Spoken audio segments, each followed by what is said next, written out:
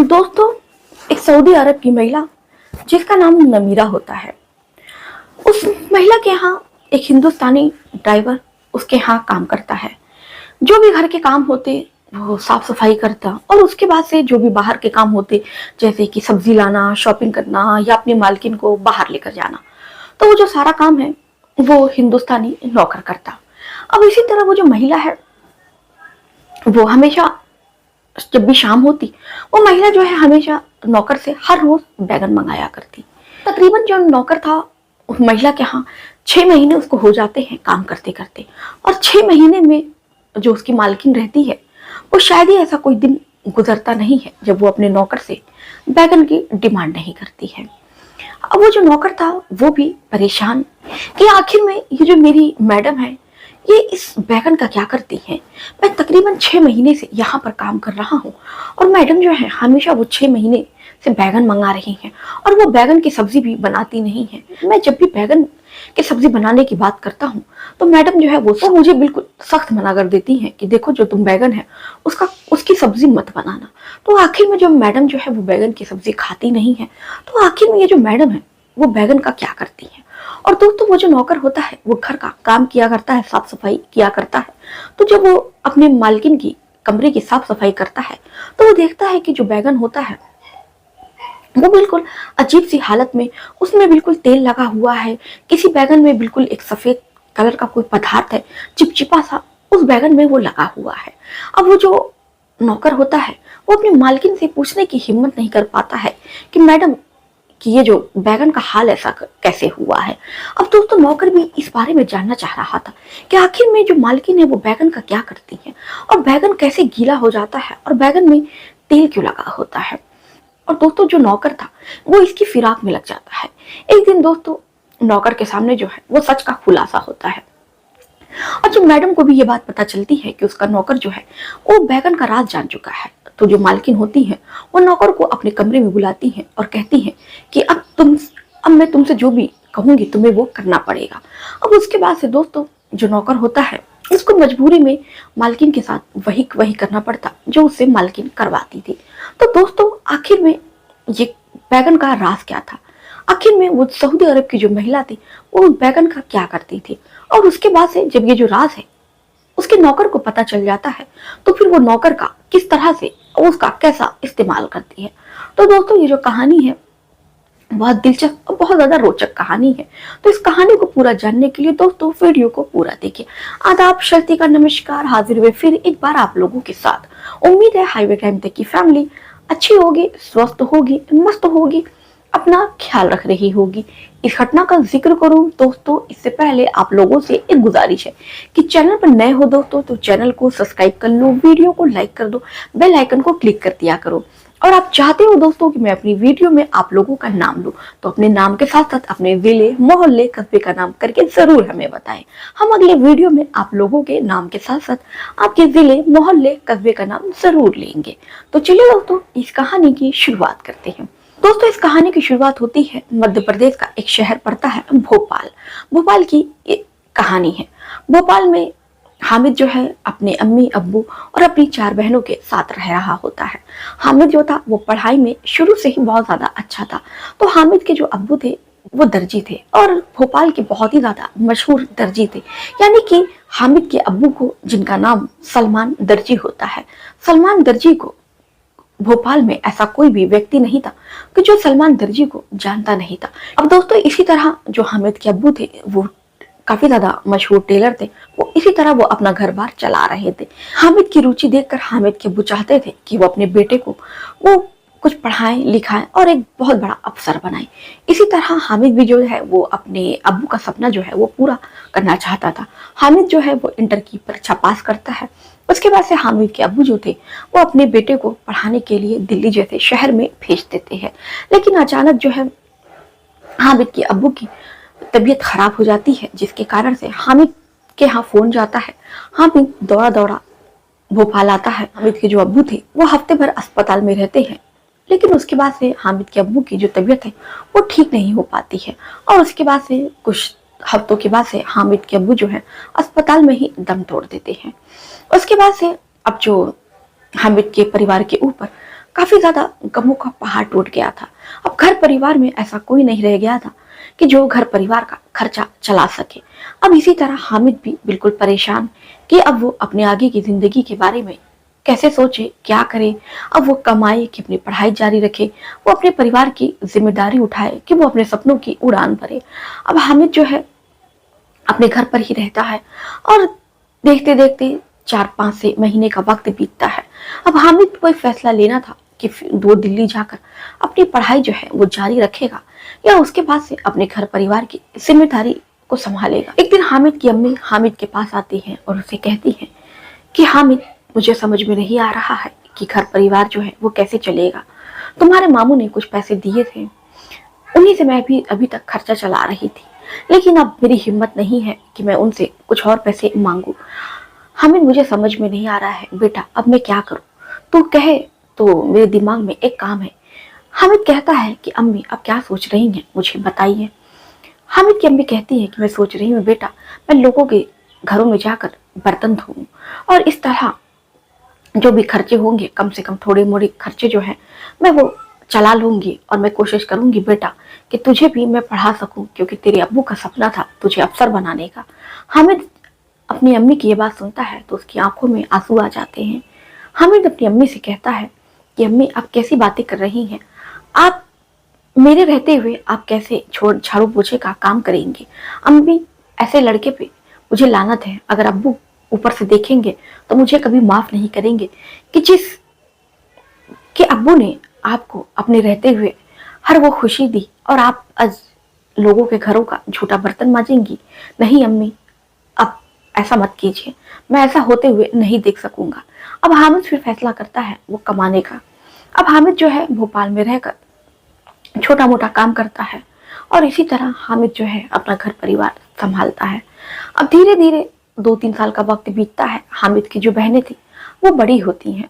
हामिद की जो अम्मी थी वो हामिद के पास आती हैं, कहती हैं कि बेटा तुम्हारी बहनें जो हैं अब वो बड़ी हो रही हैं, अब बहनों की शादी की उम्र हो गई है, तुम्हें अपनी बहनों के लिए कोई रिश्ता देखना चाहिए। लेकिन हामिद अपनी माँ से कहे भी तो क्या कहे कि वो रिश्ते तो तय कर दे, लेकिन उनकी शादी करने के लिए वो पैसे कहाँ से लाए। अब हामिद को यही फिक्र सताने लगती है। एक हामिद का दोस्त था जिसका नाम रहमान होता है। वो अपने दोस्त से सारी बातें बताता है कि यार अब्बू के जाने के बाद बहुत सारी परेशानियां ने मुझे घेर रखा है, कैसे कैसे मैंने तो घर का खर्चा उठाया है, लेकिन अब मम्मी चाहती हैं कि बहनें जो हैं बड़ी हो रही हैं, मैं उनकी शादी करूं, लेकिन यार इस खर्चे से बस इतना ही हो पाता है कि मैं अपने घर का खर्चा चला सकूं। मुझे समझ में नहीं आ रहा है मैं क्या करूं। तो जो हामिद का दोस्त होता है वो हामिद को बताता है कि यार सऊदीया में अच्छा पैसा मिलेगा, तू एक काम कर, तू पढ़ा लिखा भी है, तू कोई सऊदीया में काम ढूंढ ले, कोई वीजा खोज ले। तो हामिद कहता है कि यार मुझे नहीं पता कि सऊदीया कैसे जाते हैं, कैसे वीजा लगता है। फिर हामिद का दोस्त कहता है कि यार तू फिक्र मत कर, मैं तेरा वीजा लगवा दे रहा हूँ और कुछ पैसे का इंतजाम भी मैं कर दूंगा। उसके बाद से दोस्तों जो हामिद का दोस्त होता है वो हामिद के लिए एक वीजा देखता है और उसके बाद से वो उसको सऊदीया भेज देता है। सऊदीया में हामिद को ड्राइवरी का काम मिलता है। लेकिन दोस्तों बदकिस्मती से ऐसा होता है कि हामिद को सऊदीया में जो उसका अरबी मिलता है वो बहुत ज्यादा क्रूर होता है, बहुत ही ज्यादा खराब होता है। वो अरबी जो था हमजा को परेशान किया करता, उसे वो मोलेस्ट किया करता, यानी कि वो हामिद से के ऊपर दबाव बनाता कि वो उसके साथ उसके शर्मगाह को वो चूमे। और इस तरह हामिद जो था एक दिन परेशान होकर वो इस काम को छोड़ देता है और उसके बाद से उसको वो एक और काम मिलता है। वो काम नौकर का होता है, लेकिन हामिद ये सोचता है कि इस काम से तो अच्छा है कि वो यही काम कर ले। अब हामिद जो है एक अरबी के घर काम करने लगता है, जिसके यहाँ उसको झाड़ू पोछा काम करना होता है और घर बाहर के और साग सब्जी वगैरह लाना होता है और मालकिन को जहां भी वो जाना चाहे उन्हें छोड़ना होता है। हामिद इस काम से बहुत खुश होता है और हामिद को इसके बदले में एक अच्छी तनख्वाह भी मिलती है। अब हामिद जो है बड़ी ईमानदारी से, बड़ी लगन से, बड़ी मेहनत से अपने काम को वो करने लगता है। जो अरबी और अरबियाइन होते हैं हामिद के काम से वो भी बहुत ज्यादा खुश होते हैं। लेकिन देखते देखते जो अरबी था और जो अरबियाइन थी दोनों में अक्सर लड़ाई झगड़े होने लगे थे। क्योंकि अरबी का जो चक्कर है वो किसी और महिला से चलने लगा था। अब इसी बात को लेकर उसकी पत्नी से, अरबी आइन से आए दिन झगड़ा होता। एक दिन ऐसे ही जो अरबी होता है वो दूसरी शादी कर लेता है और उसके बाद से वो अपनी दूसरी पत्नी के साथ कहीं और रहने लगता है। अब ऐसे में हामिद और उसकी मालकिन ही घर में बचते हैं। अब 6-7 महीने का वक्त धीरे धीरे बीतता है। अब वो जो मालकिन है वो हामिद से हमेशा जब भी वो सब्जी लेने जाता तो हमेशा उसको ये कहती कि हामिद तुम बाहर जाना तो तुम सब्जी में बैगन जरूर रखवा लेना। हामिद जो है वो अपनी मालकिन की बात मानता है और सब्जी लाते वक्त में वो बैगन जरूर रखवाता है। इसी तरह करते करते हामिद की जो मैडम थी वो हमेशा बैगन मंगवाती हामिद से। हामिद अपनी मैडम की बात को टालता नहीं और हमेशा अपनी मैडम को बैगन ला के दे दिया करता। एक दिन हामिद जो है अपनी मालकिन से कहता है कि मालकिन आज सब्जी में कुछ भी नहीं है और सारी दुकानें बंद है, तो क्यों ना फ्रिज में बैगन पड़ा है उसकी ही सब्जी में बना लूं। उसके पास से इतना ही सुनना था कि हामिद की जो मालकिन होती है वो हामिद के ऊपर भड़क जाती हैं कि तुम ये सोच भी कैसे सकते हो, भले कुछ नहीं बनेगा लेकिन तुम मेरे बैगनों को हाथ मत लगाना। इतना ही सुनना था कि हामिद जो है फटाक से मैडम से पूछ देता है कि मैडम आप इन बैगनों का करती क्या है, इसकी सब्जी भी तो नहीं बनती है। तो जो मालकिन होती है तुरंत हामिद की औकात दिखा देती हैं कि तुम नौकर हो, नौकर की ही तरह रहो, तुम्हें जरूरत नहीं है ज्यादा सवाल जवाब करने की, ज्यादा सवाल जवाब करोगे तो तुम नौकरी से हाथ धोगे। अब इतना ही सुनना था कि हामिद जो है वो शर्मिंदा हो जाता है और उसे अपनी गलती का एहसास होता है और उसके बाद से जो हामिद है उसके बाद से कभी भी उसने अपने मालकिन से ये जानने की कोशिश नहीं की कि मालकिन जो है वो बैगन का क्या करती हैं। अब इसी तरह दोस्तों उस मालकिन के यहाँ, अरबी आइन के यहाँ काम करते करते हामिद को साल भर का वक्त बीत जाता है। अब साल भर से जो अरबी आइन होती है वो हमेशा बैगन मंगाती और उसके बाद से जो हामिद होता है वो हमेशा अपनी मालकिन का कमरा साफ किया करता। तो जब भी वो कमरा साफ किया करता तो वो देखता कि मालकिन के कमरे में जो बैगन पड़ा हुआ है उसमें कोई बहुत ज्यादा चिपचिपा पदार्थ पड़ा हुआ है, यानी कि उसमें किसी बैगन में तेल लगा कर रखा हुआ गया है तो किसी बैगन में कुछ अजीब सा सफेद सफेद पदार्थ चिपका हुआ है। अब हामिद को समझ में नहीं आता। ये सब देखकर हामिद के मन में और बहुत सारे सवाल खड़े हो जाते हैं कि आखिर में ये बैगन का मैडम क्या करती है और ये आखिर में इन बैगनों में तेल कैसा लगा है और ये क्या चीज है जो सफेद सफेद इस बैगन से लिपटी हुई है। अब बिल्कुल हामिद जो था वो मन ही मन में फैसला करता है कि वो इन बात को जान कर रहेगा कि आखिर में मैडम जो है बैगन के साथ करती क्या है। अब एक दिन दोस्तों जो मालकिन होती है वो फ्रिज में से बैगन लेकर जा रही होती है। तभी जो हामिद है वो चुपके से उनके कमरे में घुस जाता है और छुप कर देखने लगता है। तभी वो देखता है कि वो जो मालकिन है वो बैगन के साथ ही संबंध बनाती है और खुद को वो संतुष्ट कर लेती है। और उसके बाद से दोस्तों होता कुछ ऐसा है कि जो मालकिन है वो हामिद को कमरे से निकलते हुए देख लेती है। तो मालकिन जो है वो समझ जाती है कि जो हामिद है उसने मेरा सच जान लिया है। अब वो हामिद से कहती है कि हामिद एक काम करो, अब तुम सब कुछ जान लिए हो तो एक काम करो, या तो मैं तुम्हें नौकरी से निकाल दूंगी, नहीं तो तुम मेरे साथ वो करो जो मैं चाहती हूँ। तो हामिद कहता है कि मैडम आप उससे क्या चाहती हैं। तो अरबी आइन बताती है कि मैं चाहती हूँ कि तुम मेरे साथ मुझे खुश करो, मेरे साथ संबंध बनाओ। अब पहले तो जो हामिद होता है वो अपनी मालकिन की बातों को मना कर देता है, लेकिन जब मालकिन जो है अरबी आइन जो होती है वो उसके ऊपर जोर जबरदस्ती करने लगती है तो मजबूरन में जो हामिद है उसको वही करना पड़ता है जो उसकी मालकिन कहती है। अब ऐसा ही करते करते दोस्तों काफी वक्त गुजर जाता है। हालांकि हामिद जो था वो ये सब नहीं करना चाहता है। अब इधर हामिद की बहनों की धीरे धीरे शादियां हो जाती हैं और 3 साल गुजर जाता है। हामिद उसके बाद से बहाना करके अपने घर आता है और उसके बाद से दोबारा वो सऊदीया कभी भी नहीं जाता है। एक दिन हामिद जो है ये अपनी आप बीती अपने दोस्त से बता रहा होता है। तो जो उसका दोस्त होता है वो एक न्यूज रिपोर्टर को ये सारी बात बताता है। तो उस न्यूज रिपोर्टर जो और वो जो न्यूज रिपोर्टर होता है इस बात को दैनिक भास्कर की खबर में छापता है।